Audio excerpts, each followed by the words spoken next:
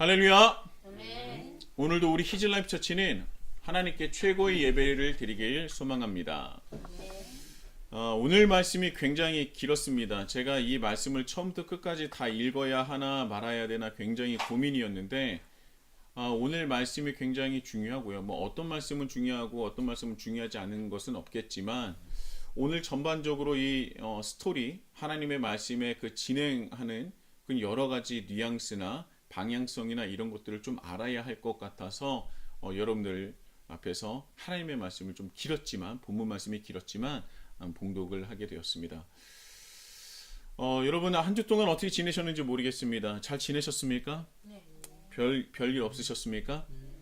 요즘에 너무나 살기가 각박하고 너무나 힘들어서 어떤 분이 그러시더라고요. 지금은 수익을 내는 그런 시간이 아니라 생존하는 시기다. 그러니까 내가 이제까지 장사를 하면서 일을 하면서는 생계를 꾸려 나갈 수 있었는데 이제는 생계가 중요한 시대가 아니라는 거예요. 그저 생존의 시대. 그러니까 살아 있으면 다행인 시대다라고 어떤 자영업자 한 분이 인터뷰를 하는 것을 들었습니다. 요즘이 참 살기 힘든 것 같습니다. 저 또한 어렵고 힘들 때가 있습니다. 이렇게 어려운데 정치, 경제, 사회, 문화에 걸쳐서 제대로 된 것이 하나도 없는 것 같아요. 누구 하나도 나를 도와줄 리가 없는 것 같습니다. 정치는 정치대로, 사회는 사회대로, 종교는 종교대로, 경제는 경제대로 정말 많은 것에서 무너지고 많은 것에서 부서지는 것을 우리가 눈으로 볼 수 있지 않습니까? 그래서 지금은 생계가 아니라 생존의 시대다라고 말하는 그런 시대에 살고 있는데 이런 시대에 살아가면 살아갈수록 우리가 더욱더 본질을 잊기가 쉽습니다. 우리가 분명히 하나님을 믿는 하나님의 백성이고 하나님의 자녀이고 그리스도인인데 우리가 그 생존에 급급하다 보면은 어떻게 보면 우리가 놓치지 말아야 할 하나님 아버지의 자녀라는 그 본분을 잊을 때가 있는데요. 우리는 절대로 그것을 극히 경계해야 할 것입니다. 우리가 어떻게 어떤 모습으로 어떤 것을 위해서 살아가야 되는지를 우리가 잊지 않는다면 이 생존의 시대에 우리는 감히 하나님의 은혜로서 승리할 것이고 이겨낼 것이고 극복할 것이고 더욱더 성장할 거라 저는 분명히 믿습니다. 이렇게 어려운 시기일 때 더욱더 하나님을 붙잡으시고 하나님을 믿으시고 하나님을 따르시는 우리 히즐라이프 처치가 되시길 예수님의 이름으로 축복합니다. 아멘. 자, 오늘 설교의 제목은 무엇입니까? 믿음과 영생입니다. 믿음과 영생, 이 주제는요 기독교에서 빼놓을 수 없는 가장 중요한 주제 중에 하나 아니겠습니까?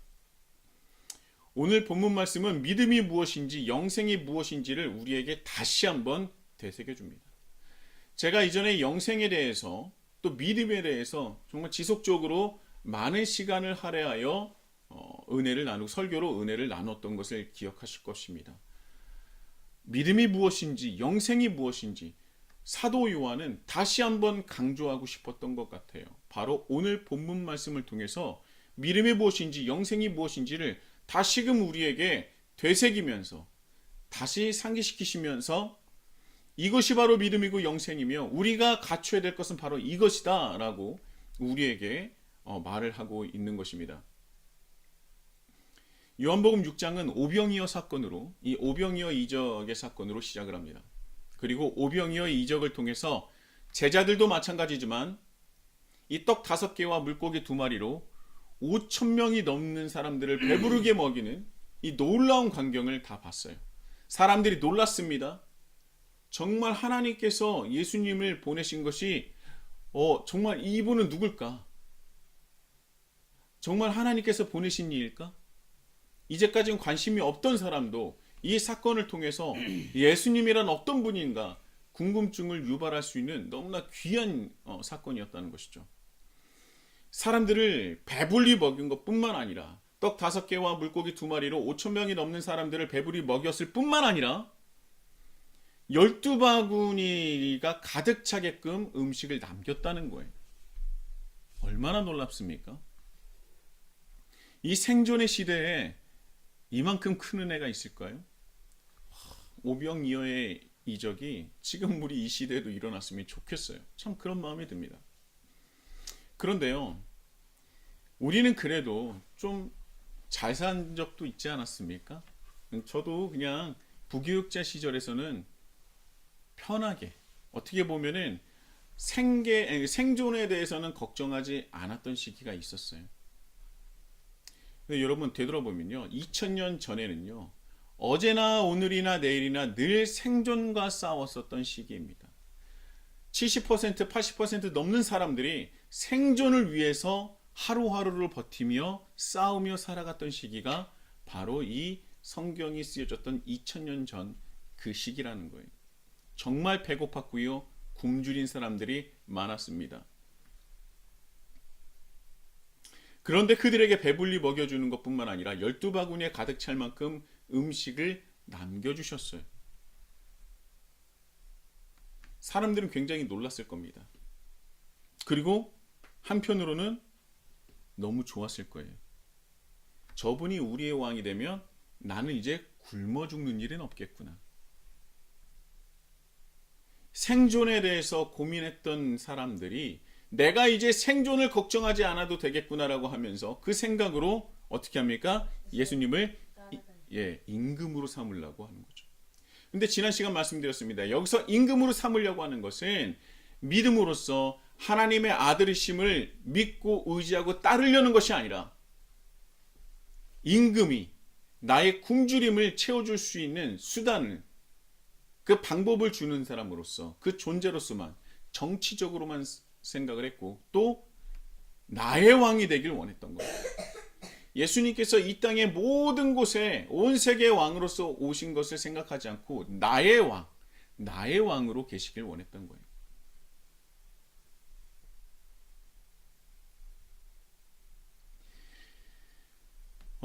억지로 이들이 예수님을 임금으로 삼으려고 합니다.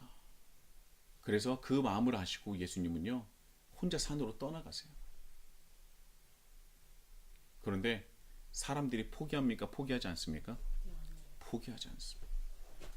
얼마나 이들이 열심으로 예수님을 찾아다닌지 아십니까? 오병이어의 이적이 있은 후에 예수님께서 그 자리를 피하셨어요. 제자들과도 떨어져 계셨던 것 같습니다. 그런데요, 군중들은요, 예수님을 포기하지 않고 지속적으로 찾아다닙니다.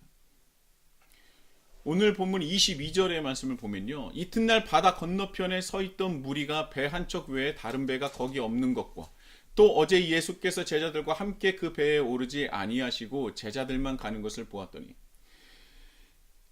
그러니까 예수님을 찾아 헤맸는데 결국 찾아냈어요. 근데 거기에 예수님이 계셨습니까? 안 계셨습니까? 안 계신 거예요. 예수님의 제자들만 있는 것을 보고 또 찾아 헤맵니다. 또 찾아냅니다. 이 말씀은 군중들이 지속적으로 예수님을 찾고 있었는데 날이 새도록, 아니면 하루가 지났음에도 불구하고 여전히 예수님을 찾고 있다는 말씀을 우리에게 전하고 있는 것입니다. 제자들만 배에 오르는 것을 보고 여기가 아니네 하고 다시 찾아 헤매고 있는 거예요. 그리고 24절입니다. 자신들 스스로 배를 구해서 예수님을 찾으러 어디를 갑니까? 가버나움으로 가요. 예수님을 찾으러 엄청나게 열심으로 찾아갑니다. 그리고 결국 25절, 드디어 예수님을 만나는 거예요. 그리고 뭐라고 합니까? 라피여, 언제 여기 오셨나이까? 이 말씀이 뭐예요?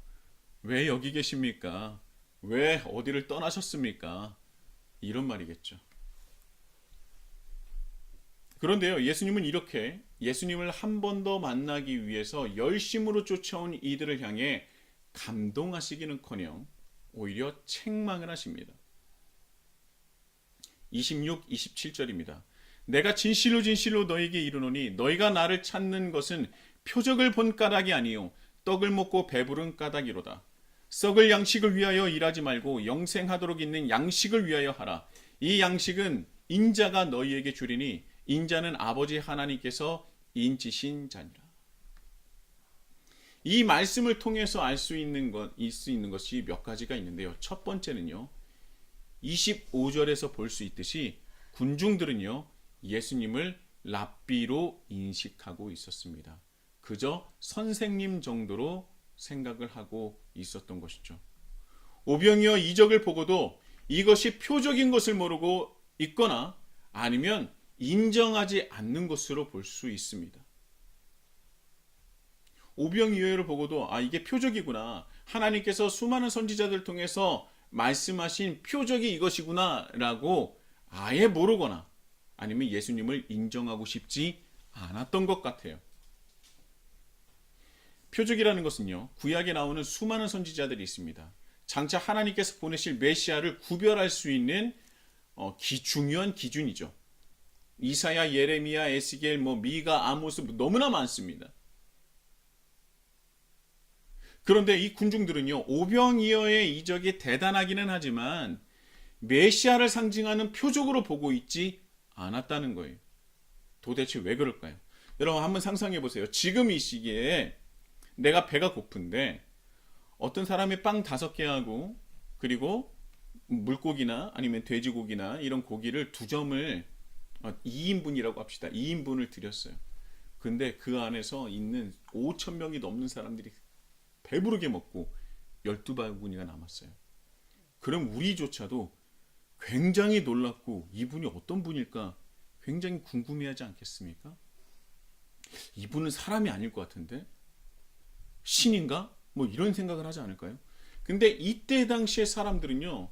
예수님이 그 오병이어의 이적을 그들 눈앞에서 보여주셨는데도 불구하고 예수님을 향해서 단지 스승이여, 선생님이여 라고 부른다는 거예요. 도대체 왜 그럴까요? 여러 가지 이유가 있겠지만 본문에 기록되어 있는 것은 바로 이거예요. 42절입니다. 이는 요셉의 아들 예수가 아니냐. 그 부모를 우리가 아는데 자기가 지금 어찌하여 하늘에서 내려왔다 하느냐. 군중들 속에서는요. 예수님을 아는 사람이 있었어요. 그래서 이들은 예수님을 임금으로 모시려 했던 것이죠. 메시아가 아니라 정치적인 왕으로 모시길 원했던 겁니다. 요셉의 아들 예수라는 것을 알고 있기 때문에 그는 메시아도 아니고 하나님의 아들도 아니고 신도 아니다.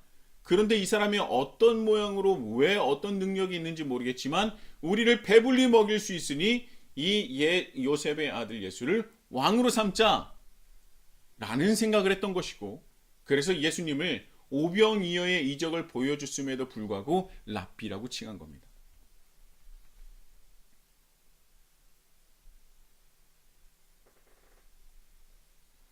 그래서 눈앞에 자기 자신을 보고 있음에도 불구하고 하나님의 아들 예수 그리스도를 보고 있음에도 불구하고 랍비라 칭하며 그냥 그저 정치적인 왕으로서 내가 소유하고 나를 보호해주는 그런 인간적인 왕으로서 세우려고 하는 그 마음을 아시기 때문에 예수님은 이들의 요구를 들어줄 수가 없었던 거예요.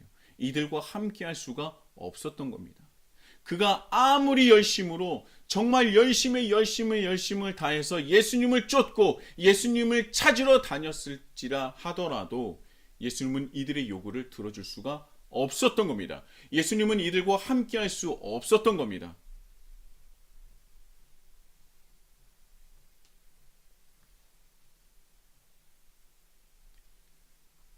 그런 이들에게 예수님은 포기하지 않으시고 그 군중들에게 요구를 하십니다. 너희들이 지금 나에게 바라는 것은 옳지 않아. 썩을 것의 양식에 너의 마음을 두지 말아라. 너희들이 두어야 될 것은 무엇이냐? 바로 이것이다. 예수님께서 군중들에게 바라시는 것을 말씀하시기 시작하시는 거죠. 예수님께서 그 군중들에게 원하셨던 것은 무엇입니까? 40절입니다. 내 아버지의 뜻은 아들을 보고 믿는 자마다 영생을 얻는 이것이니. 예수님께서 군중들에게 요구하시는 것은 바로 믿음이었습니다. 예수께서 하나님의 아들이시며 하나님께서 보내신 이라는 것을 믿는 것, 하나님의 아들이시라는 것, 우리가 너희들이 이제까지 기다리고 기다렸었던 메시아가 바로 나라는 것, 그것을 믿는 것, 그것을 원하셨어요. 그런데요, 여기서는 우리가 오해하는 것이 있습니다. 그냥 내가 인정만 하면은 그것이 믿는 것입니까? 아니라는 거예요. 하나님의 아들이시며 그리스도고 메시아이심을 제가 믿습니다. 인정합니다. 그게 믿음입니까?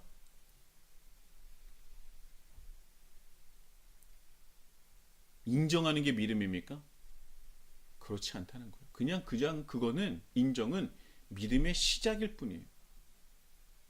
자, 제가 다시 한번 말씀드립니다. 이 오병이어의 이적 사건 이후에 어떤 말씀이 이어지죠? 굉장히 중요한 말씀이 이어진다고 했잖아요. 베드로의 신앙 고백은 마태복음에 있죠. 마태복음과 이제 마가복음에 나오는데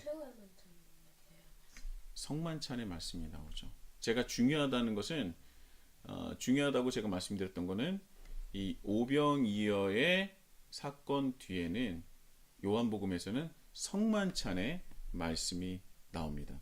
물론 이 그 다른 데에서 나왔었던 그런 베드로의 신앙 고백보다 신앙 고백에 굉장히 자세하게 나와 있는 반면에 여기서는요 그렇게 깊게 자세히 나와 있지는 않습니다. 여러분, 우리가 하나님의 말씀을 배우면 배울수록 우리는 알아가는 게 참 많아요. 그런데 말씀을 하나만 똑 띄어서 보지 말고 하나님의 말씀은 이어서 봐야 된다고 말씀을 드리지 않았습니까?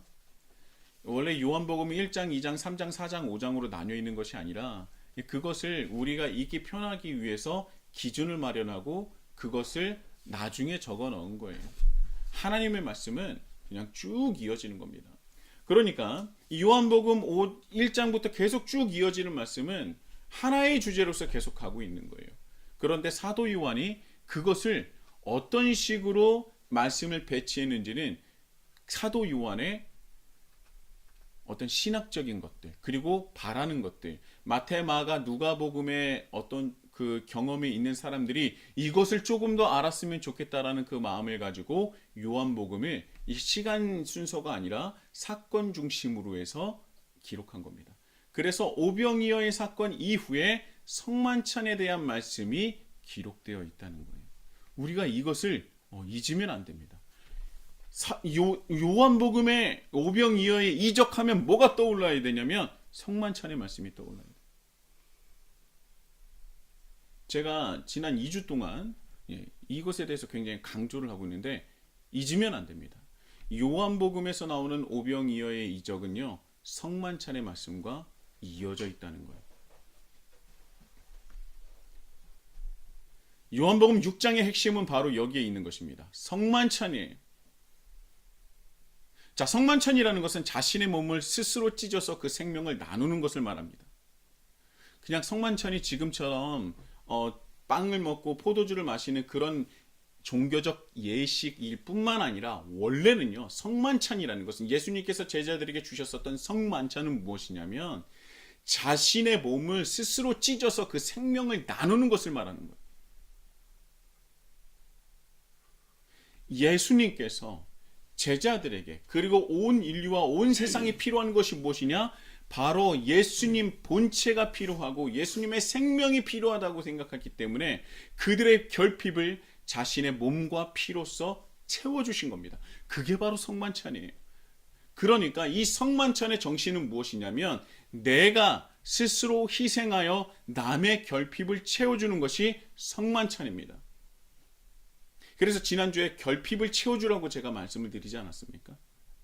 나의 것을 나누어 남의 결핍을 채워주는 것, 그것이 바로 생명을 나눠주는 것 아니겠습니까? 그 처음의 시작이 누구냐? 바로 예수님께서 시작하셨다는 거예요.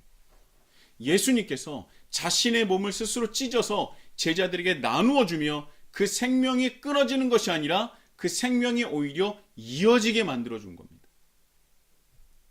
그러니까 그러니까 예수 그리스도의 십자가 사역은 한 사람의 죽음으로 말미암아 끝나는 것이 아니라 그것으로 또 다른 생명이 이어지는 것을 말하는 거예요. 그래서 예수님께서 제자들에게 베풀어 주신 성만찬을 통해서 예수님의 스스로 십자가 사역과 연관지어 보니 바로 이 성만찬이 십자가 사역과 연결되어서 예수님의 자신의 몸을 스스로 찢어 자신의 생명을 우리에게 나눠주는 사건이었구나라는 것을 깨닫게 됩니다. 그리고 이후에 초대교회에서요, 예수님의 제자들은 성만찬을 예수님께 직접 받았고 그것을 경험했기 때문에 그대로 그것을 이어받고 나갑니다. 예수님께서 보이셨던 것처럼 예수님의 제자들 또한 자신의 몸을 스스로 찢어 나눠주는 성만찬을 시작하게 되는 거예요. 그들은 모일 때마다 예수님을 기념하며 예수님께서 우리에게 생명을 나눠주신 것을 기억하며 자신의 것을 나눠주기 시작합니다. 예수님께서 제자에게, 제자가 초대교회 그리스도인들에게 자신의 생명을 나눠주기 시작합니다.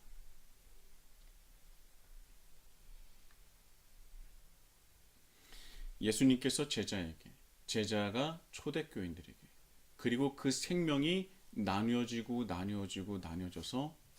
지금 우리가 이 시대에 살아가는 2000년 뒤에도 그 생명이 나눠줌을 우리가 경험하고 있는 것이죠. 성만찬이라는 것은 종교적 예식만을 의미하는 것이 아니라 나의 생명을 나누어 주고 그 생명이 또 다른 생명을 살리는 것을 말하고 있는 것입니다. 생명을 살리는 것은요, 그저 말만 하는 것이 아니라는 거예요. 그냥 생각만 하면 살리는 것이 아니라는 겁니다. 굉장히 직접적이고 구체적인 예수님께서 우리에게 보여주신 그분의 삶, 그분의 길을 말하는 거예요. 예수님으로 시작된 성만찬, 즉 자신을 버리고 자신의 것을 그 결핍으로 굶주리고 힘들어하는 이들에게 채워주는 그 삶이 제자로 이어지고 초대교회 그리스도인으로 이어지고 더 나아가서 지금 우리에게 이어지고 있다는 거예요. 그 믿음의 경륜이 여전히 이어지고 있다는 것 아니겠습니까? 그리고 이 믿음의 경륜이 바로 뭐라 그랬어요? 그것이 바로 2000년을 이어지는 영생이라고 했습니다. 그것이 성경에서 말하는 영생이에요. 내가 죽어서 천국에 가서 영원히 죽지 않고 영원한 시간으로 살아가는 것이 영생의 전부라고 생각하시면 큰 착각입니다. 오히려 성경에서 말하는 영생은요, 아브라함으로부터 시작했었던 아브라함의 그 믿음의 공동체의 그 식탁에 수천 년이 지난 우리가 동참하는 것이 영생이라는 거예요. 그리고 도중에 끊어졌었던 것을 다시 누가 시작하신 것입니까? 성만찬을 통해서 예수님께서 아브라함으로 시작했었던 하나님과 언약 백성으로 시작했었던 그 공동체의 그 식탁에 우리를 다시 끼워주신 거예요. 무엇을 통해서요? 성만찬을 통해서요. 그리고 성만찬은 예수님께서 제자에게 베풀어 주시는 것으로 끝난 것이 아니라 그 제자가 초대교인에게, 초대교인이 자신의 이웃에게, 그 이웃이 또 다른 이웃에게, 그래서 2000년이 지난 지금에도 그 식탁이 여전히 성만찬으로 이어지고 있다는 것입니다. 그것이 바로 성경에 말하는 영생이라는 거예요. 우리는 때로 그냥 그저 예수님을 찾으면, 그냥 그 수많은 군중들이 예수님을 찾으면 그것이 믿음인 자, 그렇게 우리는 찾는 것이 믿음이라고 생각하는 때도 있습니다.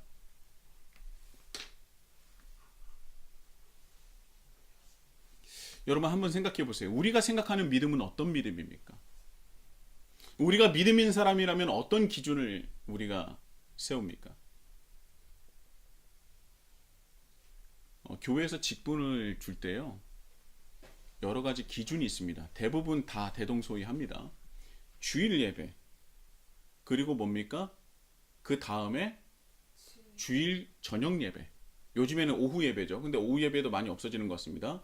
그렇게 되면은 어떻게 됩니까? 그 다음에 새벽 기도를 나가냐, 그리고 수요 예배를 나가느냐, 그리고 금요 철야를 나가느냐. 그리고 11조를 내느냐. 자, 이것이 직분을 주는 데 있어서 굉장히 중요한 기준이 되는데요. 자, 여기서 예배, 주일 예배, 주일 저녁 예배, 새벽 기도, 수요 예배, 금요 철야. 정말 예배가 많죠. 예배 드리는 것 너무나 중요합니다. 그런데요, 우리가 여기서 오늘 말씀을 미루어 볼 때 우리가 잊지 말아야 한다는 거예요. 어떤 것을 잊지 맙니까? 정말 예수님을 찾기만 하면 그것이 믿음이 맞습니까? 2000년 전 예수님의 오병이어의 이적의 사건을 통해서 수많은 사람들이 예수님을 찾아 헤맸습니다.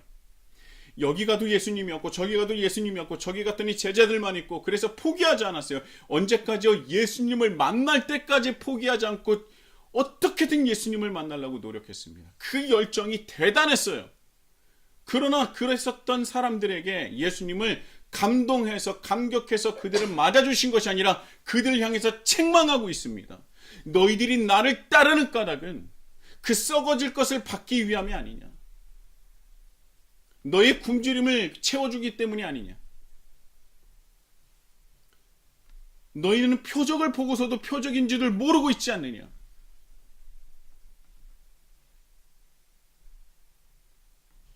우리는 때로 예수님을 새벽에 찾고 주일에만 찾고 그런 열심으로 찾는 것이 믿음인 줄 착각할 때가 있어요. 새벽 기도 드리고 이번에 수능이 있었는데요. 수능을 치는 수험생을 위해서, 나의 자녀를 위해서 예수님을 찾는 것이죠. 네, 좋습니다. 좋습니다. 그런데 그럴 때만 예수님을 찾는 것이 정말 믿음인 것인지 우리는 돌아봐야 한다는 거예요.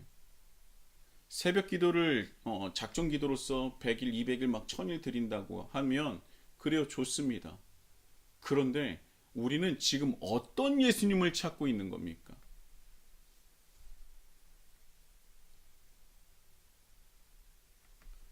사랑하는 히즐라이프 형제자매 여러분, 예수님을 찾는 열심이 우리의 믿음을 증명해 주는 것은 아니라는 거예요. 그 안에 무엇을 위해서 예수님을 찾는지가 더 중요하다는 것입니다.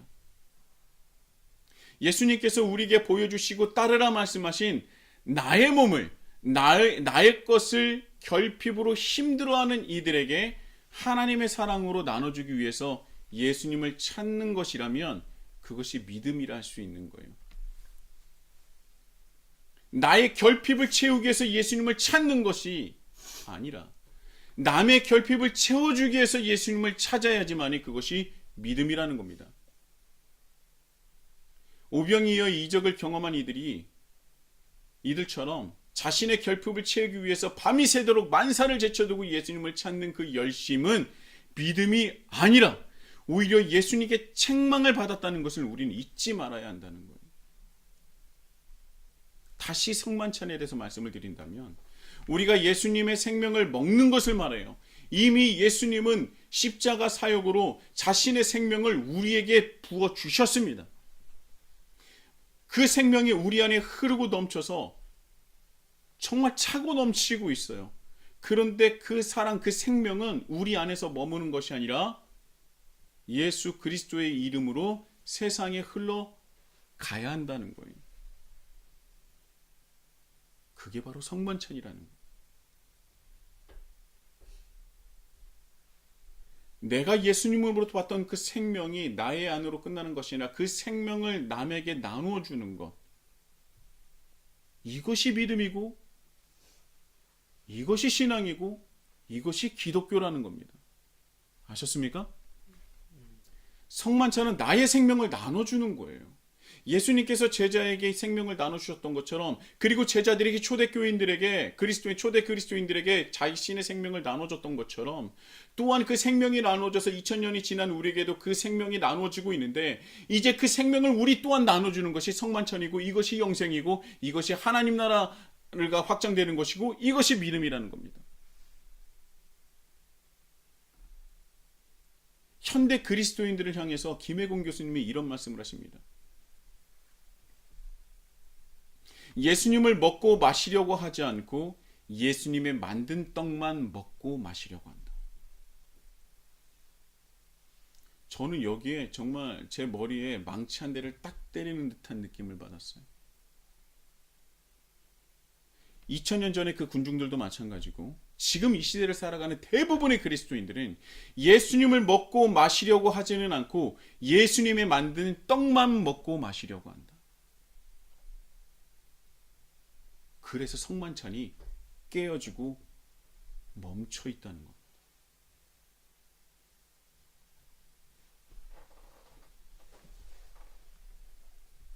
우리는 그렇게 열심으로 예수님을 쫓는 이유는 무엇입니까? 그렇게 열심으로 예수님을 찾는 이유는 무엇입니까? 2000년 전에 이 오병이어의 이적을 경험했던 그 군중들의 모습입니까? 아니면 예수님의 그 성만찬을 이어서 제자들도 또한 초대교인들에게 자신의 생명을 나눠주는 제자들의 모습입니까? 지금 우리는 예수님을 왜 찾고 있는 거예요? 왜 예배를 드리고 있는 것입니까? 그렇게 새벽마다 부르짖는 이유는 무엇입니까? 혹여 우리는 예수님의 생명을 먹고 그것을 나누는 것이 아니라 예수님의 만드신 떡만을 바라보며 우리는 예수님을 찾는 것은 아닙니까?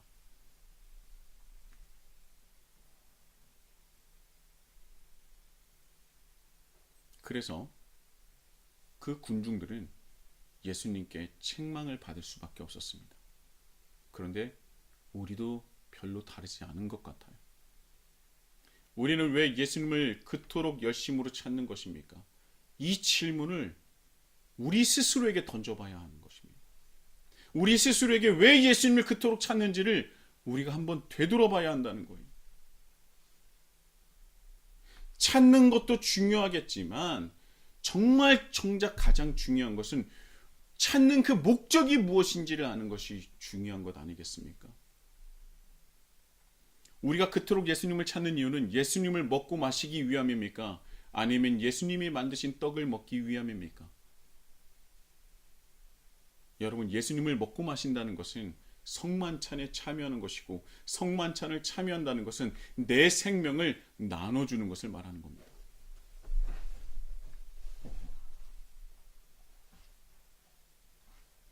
예수님께서 자신의 생명을 나눠주신 이유는 바로 우리 또한 그 영생에 참여시키기 위함 아니겠습니까? 그것이 바로 하나님의 뜻이라는 거예요. 그리고 예수님께서 우리에게 생명을 나눠주신 이유가 있습니다.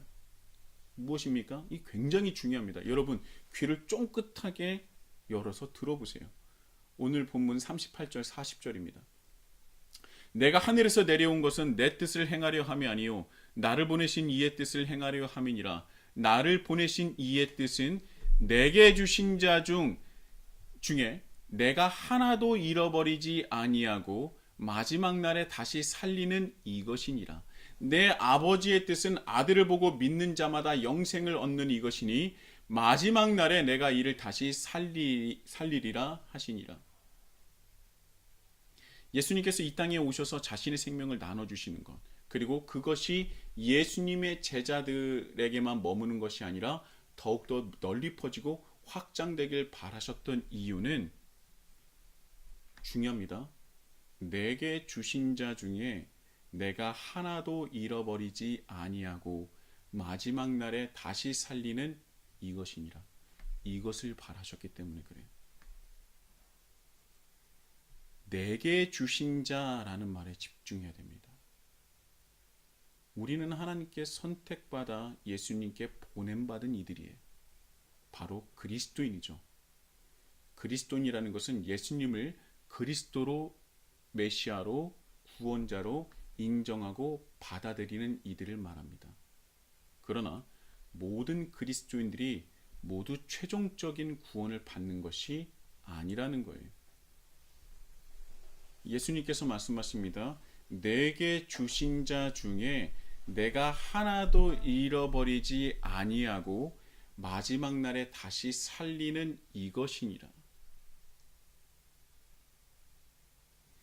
내게 주신 자 중에 잃어버리는 자도 있다는 것이죠. 그리고 잃어버리지 않기 위해서 예수님께서는 뭐라고 말씀하시는 겁니까? 이 성만찬에 대해서 말씀을 이어가시는 거예요. 내가 생명의 떡이니 나를 먹으라. 나를 먹는 자는 줄이지 않을 것이다. 영생을 누릴 것이다. 그리고 이어서 성만찬의 말씀을 하시면서 내가 너에게 내 생명을 나누어 주니, 이제 장차 있을 이 십자가 사역을 말하는 것이죠. 그러니 그 사랑을 받은 너희가, 그 생명을 받은 너희가 성만찬으로서 너의 생명을 나누어 주라. 그것이 바로 우리가 예수님께서 벗어나지 않을 수 있는, 내가 믿는 자라는 것을 증명할 수 있는 길이라는 거예요. 예수님께서 이렇게 오병이어의 이적을 통해서, 그리고 십자가 사역을 통해서 우리에게 하신 이유는 단 한 사람도 잃고 싶지 않았기 때문입니다.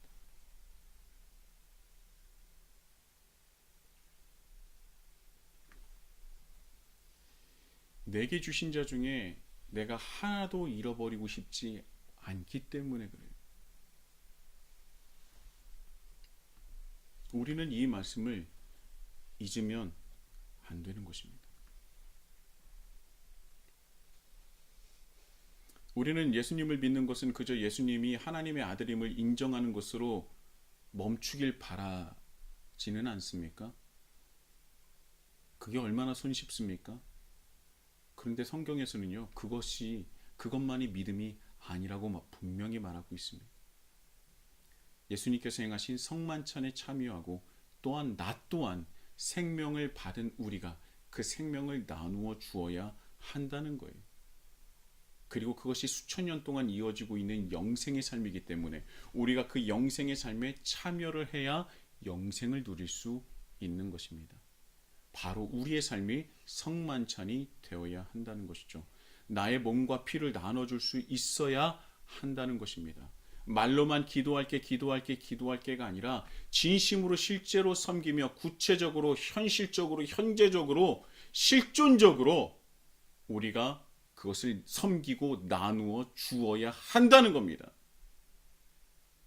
그래서 내 안에 살아 숨쉬는 예수 그리스도를 증명해야 한다는 거예요.